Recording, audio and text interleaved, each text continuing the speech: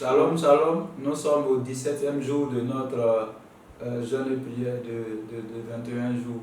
Voilà, je me présente, je suis votre serviteur, voilà, le révérend apôtre Ndri Athanase de l'église Foursquare Côte d'Ivoire.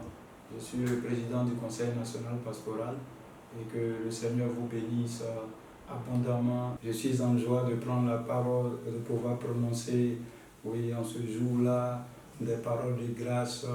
Peuple de Dieu, sur ta vie, oui, que cette année 2026 soit une année de grâce, de paix, de bénédiction pour vous tous. Je vous souhaite tout le meilleur que le Seigneur Jésus a prévu pour vous. Oui, la santé, l'onction de Dieu, la révélation de la parole, oui, que vos affaires aillent de l'avant et prospèrent. Soyez bénis. Homme de Dieu, serviteur, servant de Dieu, peuple de Dieu. Voilà, en ce jour-là, je suis là pour apporter l'exhortation autour du thème une foi qui prend du terrain spirituel. Oui, nous allons faire la lecture, mais comme on le dit généralement, la Bible dit la foi, c'est la croyance ferme en Dieu. Oui, la foi relève un peu de ce qu'on ne voit pas. Voilà, on ne voit pas Dieu.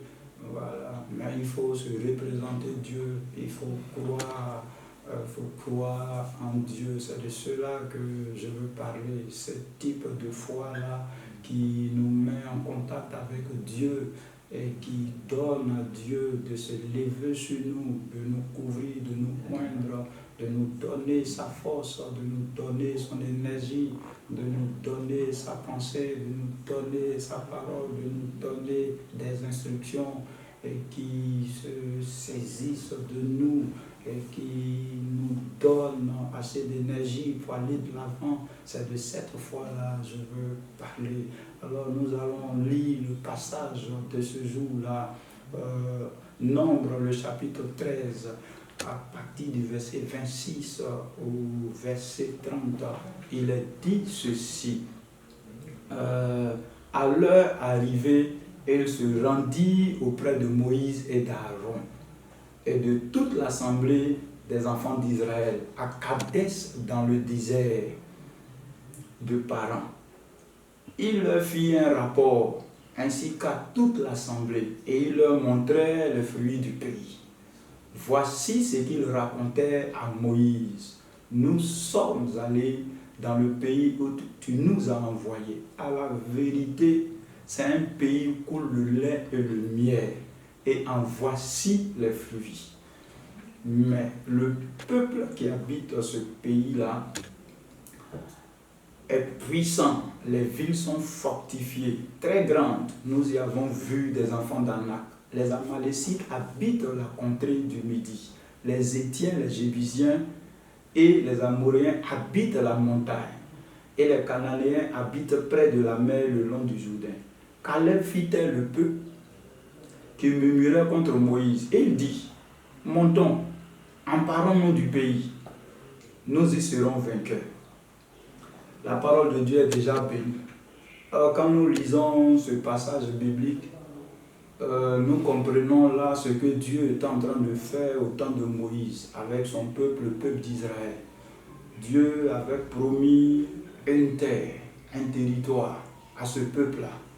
Et Dieu avait utilisé Moïse qui avait placé sa foi en Dieu, qui avait manifesté une foi qui prend du terrain spirituel. Et Moïse, à la tête de ce peuple-là, voilà, Dieu va l'utiliser et Dieu va faire beaucoup de bonnes choses. Là, ils étaient juste à l'entrée, vous voyez, à quelque part de la terre promise. Alors, Moïse ayant reçu des instructions de Dieu, alors choisit parmi les 12 tribus d'Israël 12 personnes. Et ces 12 personnes devaient aller en prospection, en mission, pour aller voir la réalité de la terre promise et revenir rendre compte. Alors, ils sont partis. Et quand ils vont arriver, ils vont découvrir que ce pays-là, ou cette terre, effectivement, était conforme à tout ce que Dieu avait dit. C'était un pays, vous voyez, où coulait le lait et le miel. Ils sont même revenus avec des fruits, des raisins, des grappes et tout ça. pour montrer cela à Moïse et au peuple. Mais quand ils sont revenus, mais avec une autre mentalité, une mentalité négative. Pas eux tous, 10 parmi eux.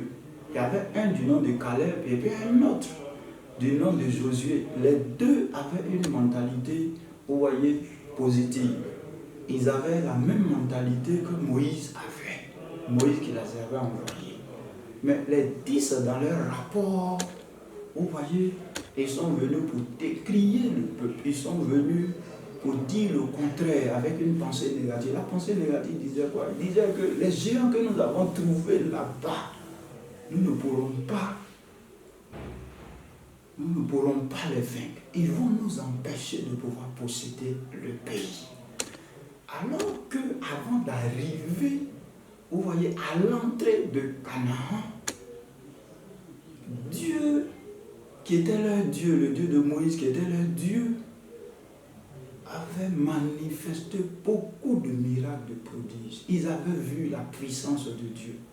Une puissance de Dieu que les autres nations n'avaient pas connue, n'avaient pas vécue.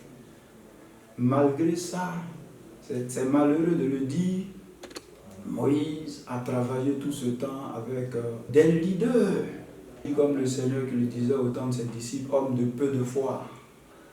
Ils sont allés, ils sont revenus, et quand ils ont vu les géants, automatiquement, ils ont une autre mentalité.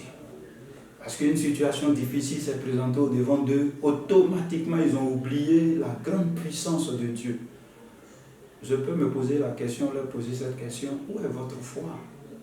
La foi que vous avez eue quand Dieu a ouvert la mer Rouge. La foi que vous avez eue quand Dieu a englouti l'armée de Pharaon. La foi que vous avez eue quand Dieu est descendu sur le mont Sinaï. Où est votre foi? Où est votre foi? Malheureusement, ces 10 leaders ont manifesté une foi négative. Gloire à Dieu, parce qu'il y avait quelqu'un qui, lui, avait une foi positive. Une foi qui prend du terrain spirituel. Comme la foi de Moïse. Il s'agissait de qui? De Caleb. Il s'agissait de Jésus. C'est pour cela que je veux m'attarder sur la génération Caleb et Josué. Et puis aussi la génération de ces leaders incrédules, ces leaders qui désistent quand ils voient une situation difficile. Automatiquement, ça noie leur foi. Voilà, je voudrais commencer par là pour vous interpeller, pour vous dire, frères, nous sommes sur cette terre, et sur cette terre, il y a le vent, il y a la tempête, oui, il y a toutes sortes de difficultés qui existent sur cette terre. Vous devez le savoir. Oh, ce n'est pas parce que la tempête arrive que tu vas changer, tu vas changer, je veux dire, ta foi, tu vas noyer ta foi, que ta foi va cesser d'exister. Dieu est immortel, Dieu a existé de toute éternité, et Dieu avec son peuple, Dieu avec nous. Ayons une foi ferme en Dieu. Ne laissons pas les situations noyer notre foi. Prenons l'exemple sur Caleb et Josué. Voilà des jeunes gens, voilà des personnes, vous voyez, qui ont glorifié Dieu, qui ont manifesté une foi, qui nous donnent de posséder, qui nous donnent de pouvoir prendre du terrain, qui donne au royaume de Dieu d'aller de l'avant. Une foi qui nous donne de pouvoir poser des actions, de pouvoir faire des choses qui vont nous profiter dans la vie. C'est cette foi-là que Dieu veut, cette foi que Moïse a manifestée et qui a fait que ce grand peuple est arrivé, vous voyez, à l'entrée de Canaan, qui a fait qu'ils sont allés en mission et puis ils ont vu ce territoire. C'est cette foi-là que Dieu voudrait que nous puissions manifester. Oui, manifester cette foi va nous amener, frères, à nous intéresser, à cultiver une bonne relation avec Dieu, une bonne intimité avec Dieu. Oui, cette foi passe par là. Parce que cette foi-là, en la développant dans une bonne relation avec Dieu, va te donner de pouvoir percevoir la présence de Dieu, je vais dire, tous les jours de ta vie. Or, la présence de Dieu, l'Esprit de Dieu sur toi, l'onction de Dieu sur toi, le feu de Dieu sur toi, la lumière de Dieu sur toi, la puissance de Dieu sur toi, la révélation de Dieu dans ton cœur, dans ton esprit, va te donner une autre mentalité, la mentalité du royaume, va te donner d'aller toujours sur les terrains, de sortir sur les terrains. Et la puissance de Dieu va te donner de ne pas hésiter. Oui, et tu pourras posséder le territoire. Je vais vous exhorter à manifester cette foi ferme en Dieu, cette foi qui gagne des territoires. Tu pourras dominer, voilà, tu pourras dominer l'atmosphère, toutes choses, et tu pourras exceller dans la vie, tu pourras gagner des âmes, tu pourras ouvrir des cellules, tu pourras ouvrir des annelles, tu pourras bâtir des églises, tu pourras aider plusieurs personnes sur cette terre. Et tu pourras bâtir ta vie et tu pourras faire avancer le royaume de Dieu sur cette terre.